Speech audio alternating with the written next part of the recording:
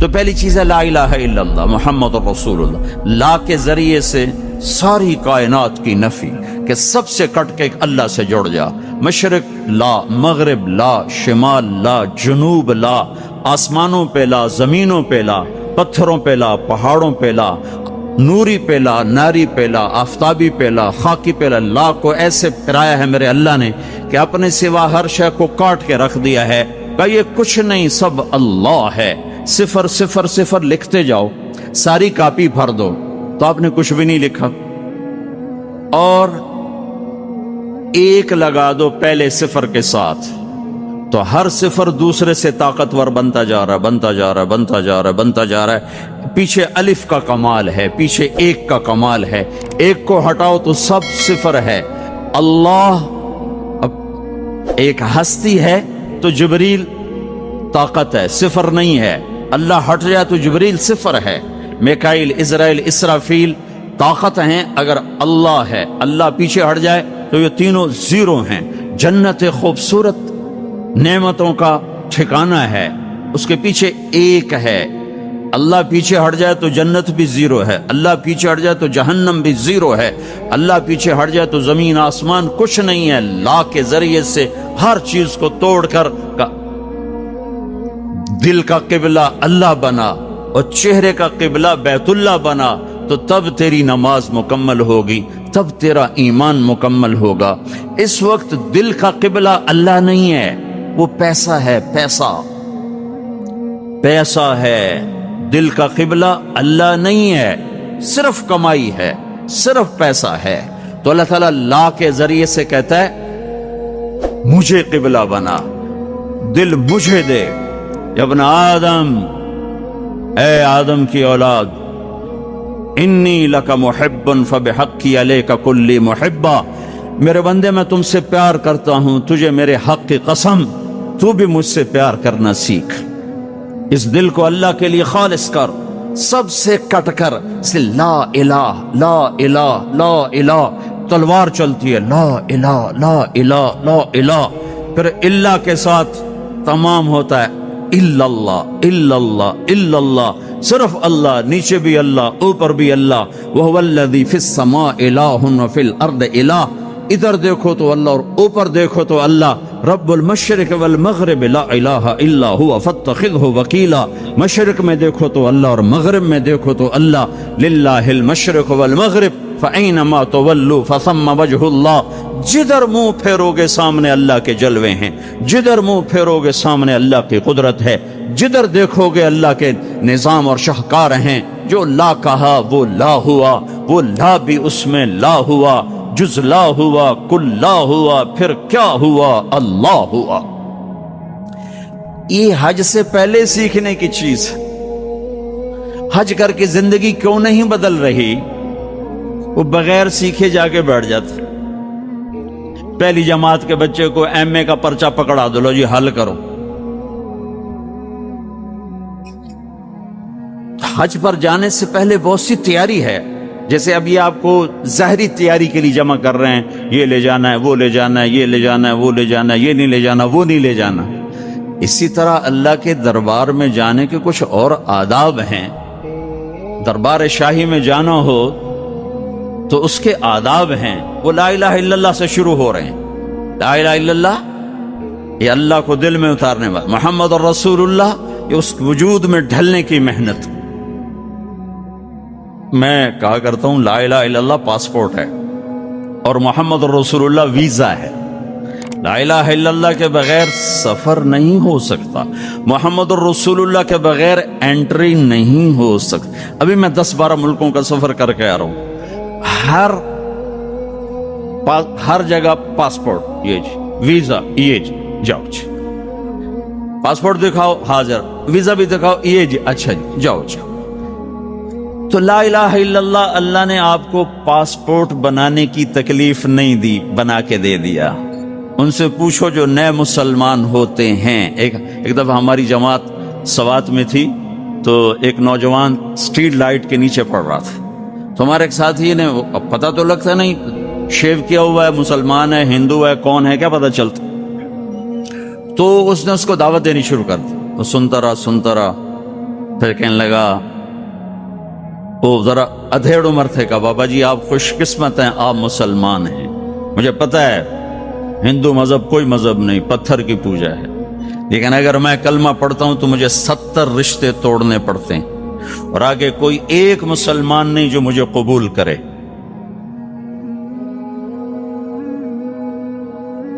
مجھے قبول کرنے والا کوئی نہیں، اور جن 70 رشتوں کو توڑوں گا اس کا آگے مسلمانوں کے پاس متبادل کوئی نہیں۔ مجھے پتہ ہے ہمارا کوئی مذہب نہیں ہے، لیکن میں بندھا ہوا ہوں۔ تو ہم اللہ کا شکر ادا کریں، پاسپورٹ اس نے بنا کے دے دیا۔ اب کہتا ہے ویزا تو لگوا لو، یہ اتنا تو کرو کہ ویزا تو لگواؤ، کم از کم میرے نبی کے سانچے میں تو ڈھل کے آؤ۔ اشبہت اعدائی فصرت احبهم اذ کان حبی من کے حبی منہم۔ ابو نواس ایک شاعر ہے، وہ اپنے محبوب سے کہہ رہا ہے کہ تو دشمن کے روپ میں آئی تو مجھے دشمنوں سے بھی پیار ہو گیا، تو نے میرے دشمن کا روپ دھارا تو مجھے دشمنوں سے بھی عشق ہو گیا کہ تیری جھلک جہاں بھی ہوگی مجھے وہ پیاری لگے گی۔ تو یہ پہلا سبق ہے، لا الہ الا اللہ محمد رسول اللہ۔ لا الہ الا اللہ اتنا اندر میں اترے کہ وہ بیج کی طرح اور گٹھلی کی طرح اپنی کومپل کو باہر نکالے، پھر وہ محمد رسول اللہ درخت بن کر پورے وجود پر چھائے اور پوری زندگی پر چھائے۔ تو یہ پہلی محنت۔ پھر اس کے بعد نماز ہے جو 5 وقت اللہ تعالیٰ نے فرض فرمائی، 50 دینی 5 تھیں، شروع 50 سے کیا۔ جب 5 ہی دینی ہے تو 5 سے ہی شروع فرماتے، میرے حبیب 5 نمازیں 50 پتہ ہے نہ پڑھی جا سکتی ہیں نہ دینی ہیں، صرف اس کی عظمت اور اہمیت بٹھانے کے لیے کہ وما خلقت الجن والانس الا لیعبدون، اس آیت کو ذہن میں بٹھانے کے لیے کہ نماز تو دوں گا 5، لیکن مطالبہ ہوگا 24 گھنٹے میں وہ زندگی گزارو جو نماز والی ہے۔ جیسے نماز میں تم ادھر ادھر نہیں دیکھتے ہو، تو تم جب باہر جاؤ تو تمہاری آنکھ حرام نہ دیکھے، اور نماز میں تم ہاتھ ایسے باندھ کے کھڑے ہو تو نماز کے باہر تمہارے ہاتھ ظلم کے فیصلے نہ لکھیں، ظلم کے فیصلے نہ لکھیں۔ جب ترازو غلط چلتا ہے تو یہ ظلم کا ہاتھ استعمال ہوا ہے۔ جب تمہاری زبان صرف چند مخصوص بول سکتی ہے، ادھر ادھر کا بولے گی تو نماز ٹوٹ جائے گی۔ ایسے جب تو نماز کے باہر ہو تو ایسا بول نہ بولو جس سے لوگوں کے دل ٹوٹ جائیں، ایسا بول جس سے نماز ٹوٹے۔ اس سے آدمی بڑی احتیاط کرتا ہے، لیکن ایسا بول جس سے اگلوں کے دل ٹوٹتے نہیں، جل کے راکھ ہو جاتے ہیں، وہ صبح سے شام تک زبان زبان زبان۔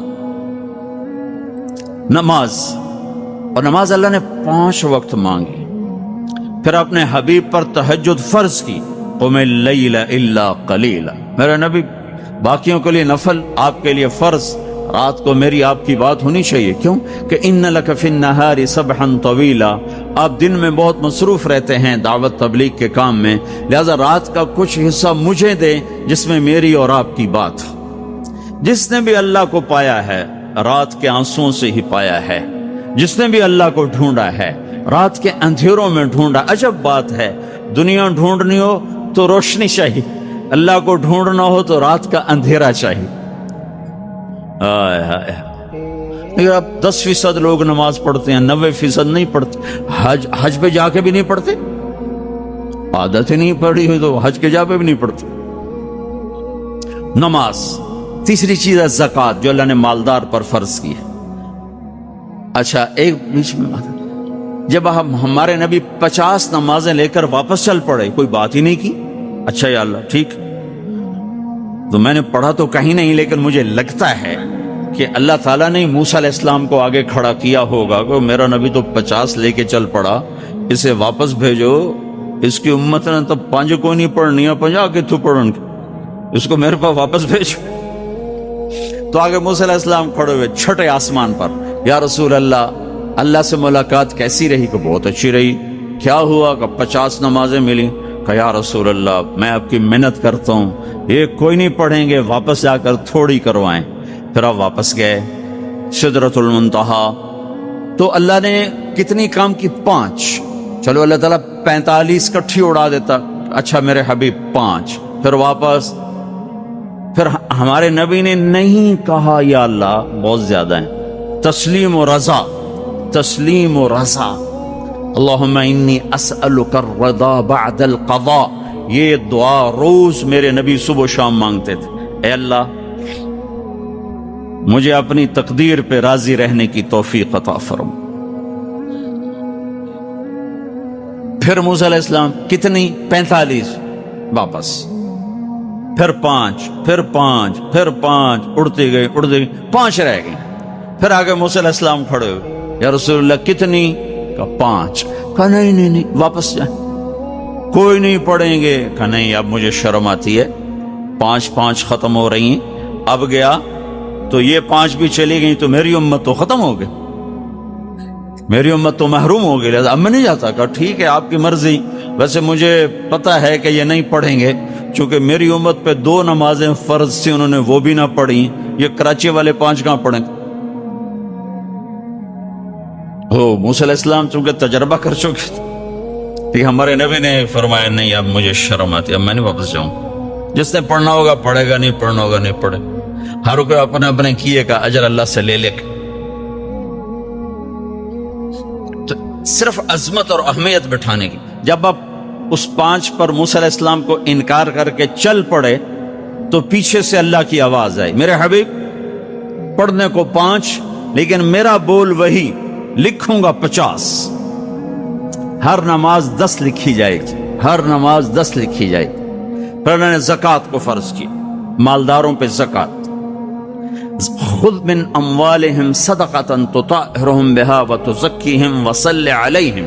ज़कात इतना बड़ा अमल है कि अल्लाह ताला हमें कहता है कि मेरे नबी पे दरूद पढ़ो, फरिश्तों से कहता है मेरे नबी पे दरूद पढ़ो, और खुद भी कहता है कि मैं अपने नबी पर दरूद भेजता हूं।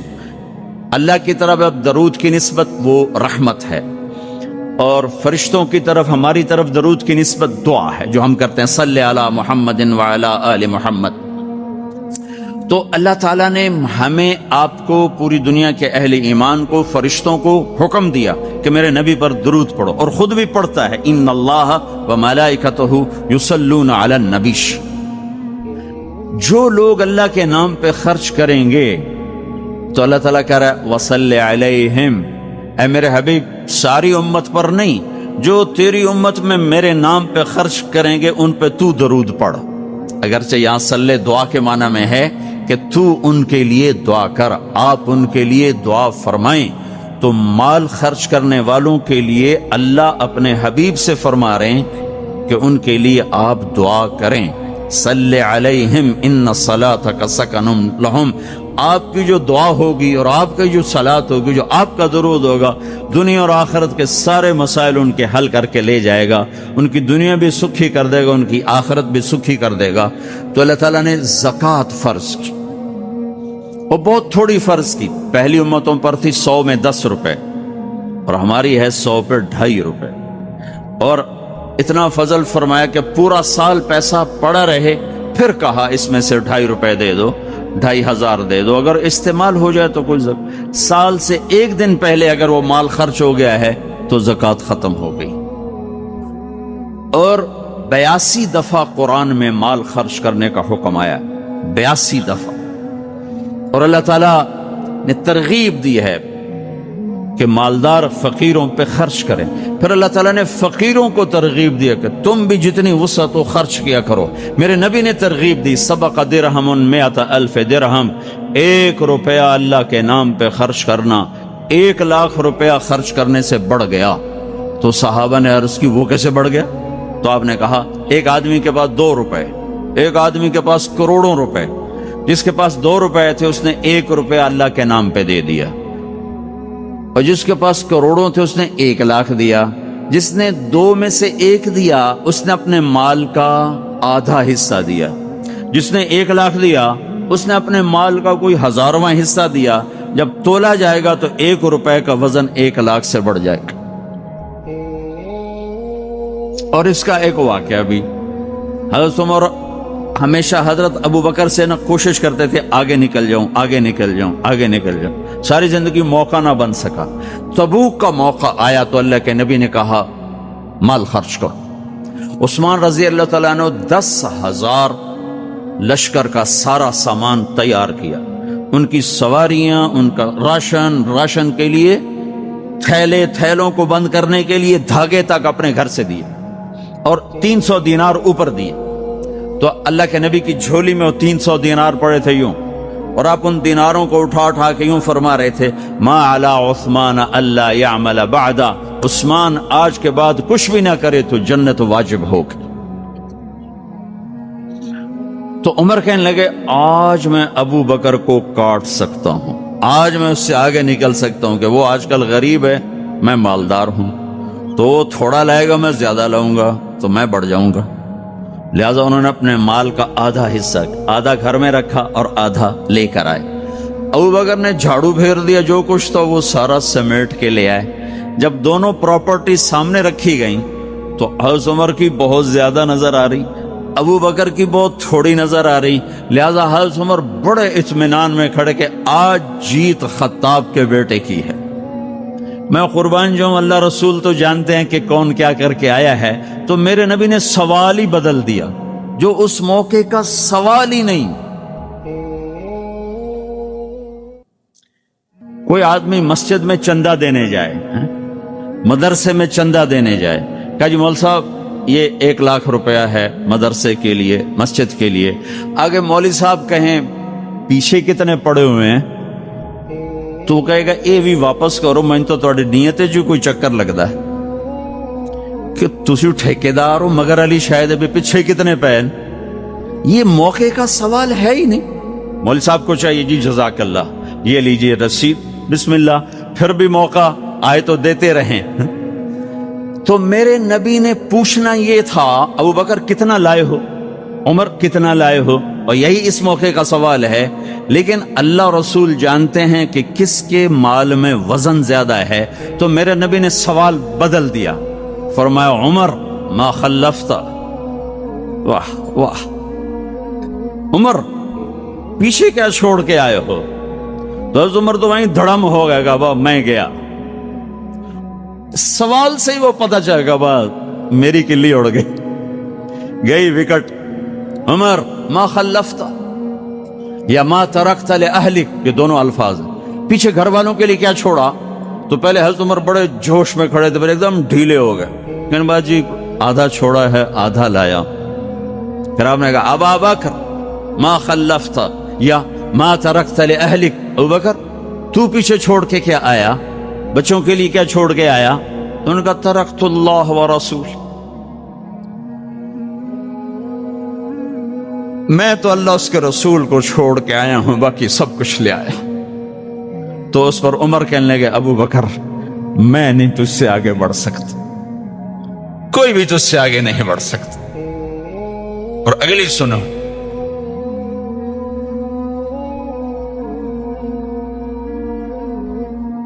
اپنے کپڑے بھی دے دیے اور ایک ٹاٹ تھا وہ پہن کر اس کو کانٹوں سے سی لیا۔ تو جبریل آئے، کہنے لگے یا رسول اللہ تعالیٰ پوچھ رہے ہیں کہ ابو بکر نے یہ ٹاٹ کیوں پہنا ہوا ہے؟ تو آپ نے کہا کہ ابو بکر نے سارا کچھ اللہ اس کے رسول پہ لگا دیا ہے اس لیے یہ پہنا ہوا ہے۔ تو کہا یا رسول اللہ تعالیٰ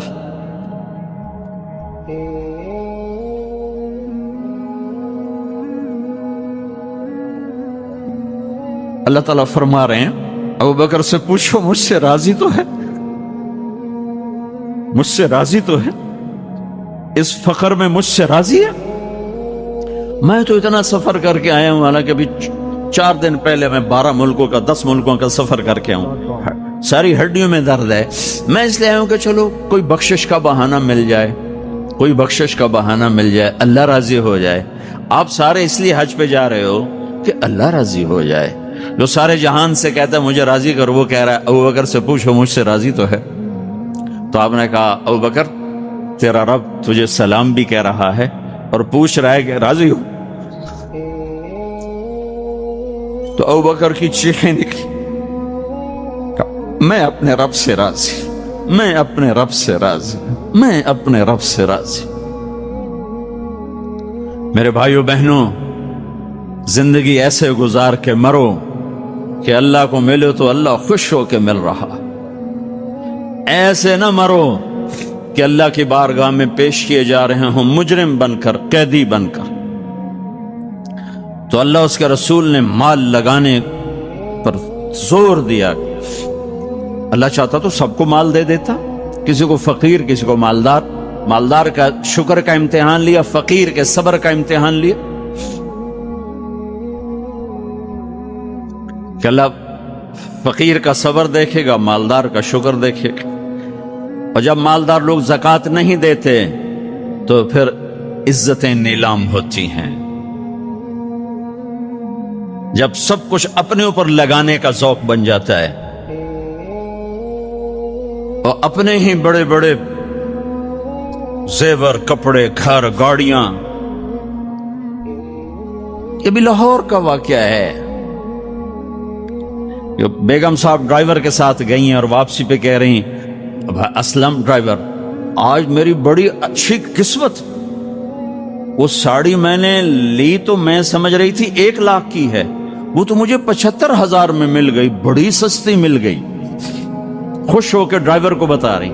تیسرے دن ڈرائیور کے بیٹے کا بازو ٹوٹ گیا، وہ آ کر کہتا ہے، صاحب جی میری تنخواہ میں تو اس کا علاج ہو نہیں سکتا، تو مہربانی کر کے کچھ میری مدد کر دیں، اس کا علاج ہو جائے۔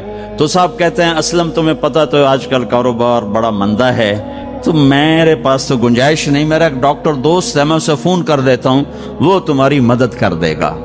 جب اس طرح ہوتا ہے تو پھر ڈاکے، چوریاں، قتل و غارت شروع ہوتے ہیں۔ جب اس طرح ہوتا ہے تو مالداروں میں تکبر پیدا ہوتا ہے اور غریبوں میں ظلم پیدا ہوتا ہے۔ تو زکوٰۃ ایک بہت بڑا عمل ہے۔ 2.5% تو فرض ہے، اور زکوٰۃ دینے والا سخی نہیں اللہ کی بارگاہ میں، ہاں بخیل بھی نہیں، سخی بھی نہیں ہے، بخیل بھی نہیں، یعنی وہ بخل کے ملک سے نکل آیا ہے اور سخاوت کے ملک میں انٹری نہیں ہوئی۔ 2.5 روپے پہ 1 پیسہ بھی اوپر خرچ کرے گا تو اب سخیوں میں آ گیا، پھر جتنا بڑھتا جائے گا اتنا آگے بڑھتا جائے گا۔ اور اللہ نے فرمایا، مجھے میری عزت کی قسم، جنت الفردوس میں بخیل داخل نہیں ہو سکتا۔ اور اللہ شیطان کہتا ہے کہ مجھے عبادت گزار بخیل سے کبھی ڈر نہیں لگا کہ اس کا بخل اسے ضرور جہنم میں پھینکے گا۔ نافرمان سخی سے ہر وقت ڈرتا رہتا ہوں کہ اس کی سخاوت کب اسے جنت میں پہنچاتی۔ آپ نے سامری کا نام تو سنا ہوا ہے، قرآن میں بھی ہے، جس نے موسیٰ علیہ السلام کی قوم کو گائے کے بچے کی پوجا پہ لگا دیا، بچڑے کی۔ اللہ نے کہا سب کو قتل کرو، سارے پکڑے گئے، قتل کیے گئے، سامری بھی آ گیا۔ موسیٰ علیہ السلام نے کہا قتل کرو، جبریل آ گیا۔ موسیٰ، اللہ تعالیٰ کہہ رہے ہیں اسے قتل نہ کرو، یہ اپنی موت آپ مرے گا۔ تو موسیٰ علیہ السلام کہنے لگے، جو سارے کفر کا سبب بنا، اسے کیوں چھوڑ رہے ہیں؟ تو اللہ تعالیٰ نے کہا سخی ہے، سخی کو قتل کرنا مجھے اچھا نہیں لگتا، چھوڑ دو، اپنی موت آپ مر جائے گا۔ کافر کو سخاوت قتل سے بچا گئی۔ جب ایمان والا کوئی مرد عورت سخی ہوگا تو اللہ کی بارگاہ میں کیسے اونچے مرتبے لے کر جائے۔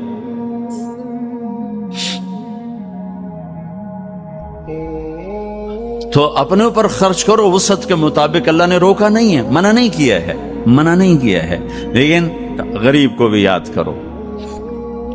زکوٰۃ کو فرض قرار دیا اور آپ نے فرمایا، جس نے مزدور سے کام لیا اور اس کو مزدوری نہ دی، یہ تمہارے کراچی میں ہر وقت ہو رہا ہے، ہر جگہ ہو رہا ہے، جتنا بڑا کوئی طاقتور ہے اتنا وہ اپنے نوکروں پر ظالم بھی ہے، جابر بھی ہے، اور ان کے حقوق بھی مارتا ہے، چونکہ فریاد ہی نہیں کر سکتے۔ میرا پنجاب کا زمیندارہ ماحول سارا ایسا ہی۔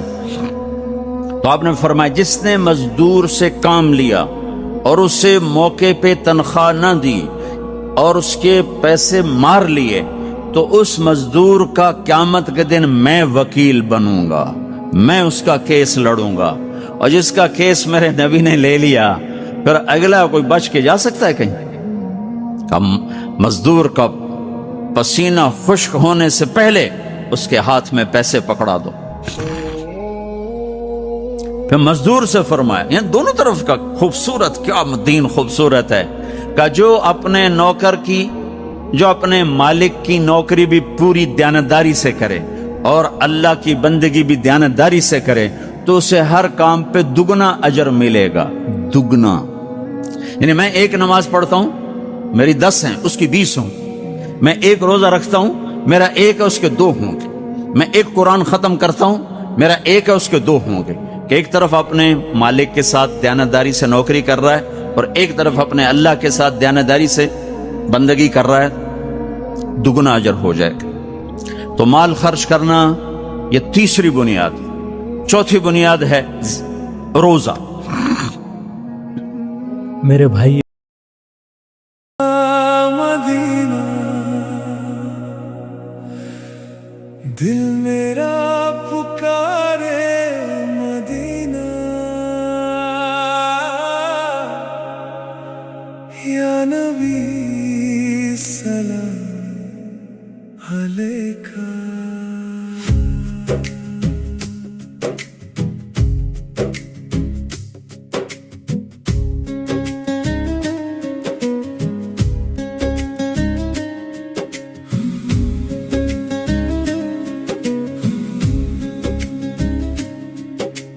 دل میں بسی ہے تیری گلیاں، نور سے روشن ہر ایک رستہ،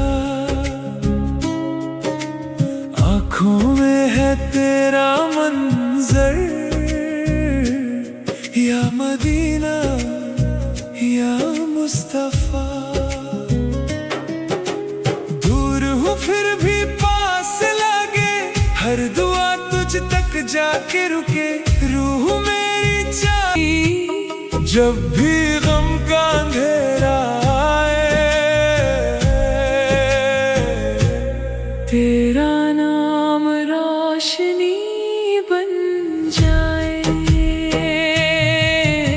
مدینہ مدینہ دل کا ہے ارمان، مدینہ تیری ہواؤں میں سکون ہے، میرا جہاں مدینہ. مدینہ مدینہ مجھ کو بلا لے مدینہ، تیرے در پر سر جھکاؤں، یہی ہے دعا مدینہ.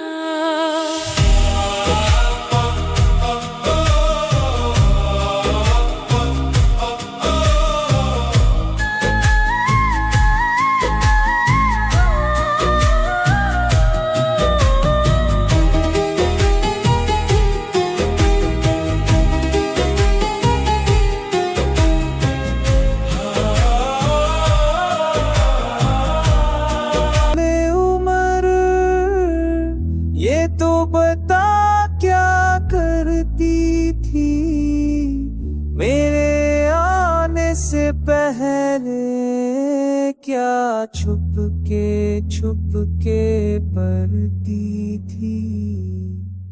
بہنیں جب قرآن پڑھا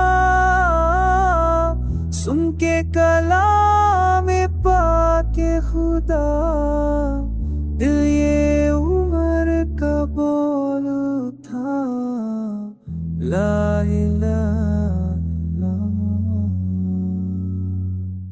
وہ جو بلال حبشی ہے، سرور دین کا پیارا ہے، دنیا کے ہر عاشق کی آنکھوں کا وہ تارا ہے. زم ہوئے کتنے اوپر، سینے پہ رکھا پتھر، پھر بھی زباں پہ جاری تھا لا